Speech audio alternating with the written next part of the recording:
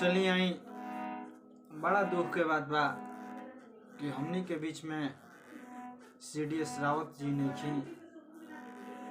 वे दुख के घड़ी देखते हुए कुछ हम गुनगुनावे की कोशिश करते हैं।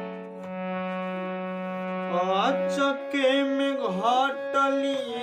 घटानावा रावत जी सपनावा भइले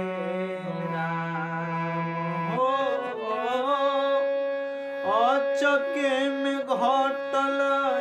घटानावा तो CDS जी सपनावा